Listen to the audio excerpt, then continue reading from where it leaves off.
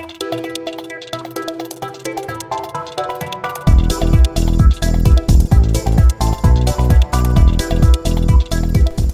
206 avant Jésus-Christ, un général s'empare du pouvoir en Chine et fonde la dynastie des Han. En 140 avant Jésus-Christ, l'empereur Wudi de la dynastie des Han étend les conquêtes à l'ouest et au nord. Wudi prolonge la Grande Muraille au nord pour se protéger des nomades appelés les Xiongnu qui attaquent régulièrement les villages chinois. Cette menace extérieure est représentée dans le dessin animé Mulan.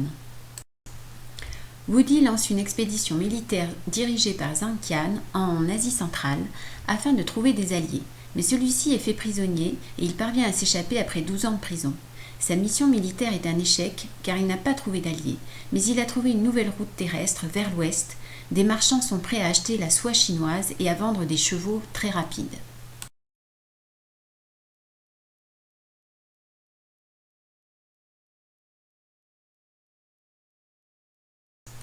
Ainsi, une route s'ouvre entre l'Empire romain, l'Inde, la Chine.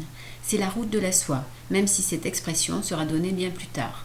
En fait, il existe plusieurs routes de la soie, terrestres et maritimes, selon les périodes.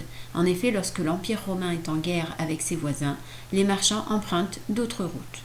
Les marchands s'organisent en caravanes de plusieurs chameaux pour traverser l'Asie centrale. Ils apportent de la soie et de la porcelaine aux Romains. Ceux-ci leur vendent des fourrures. Ce sont des produits de luxe qui sont échangés.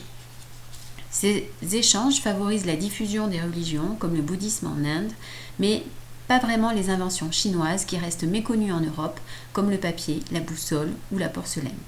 Au second siècle, une ambassade romaine est reçue à la cour impériale de Chine.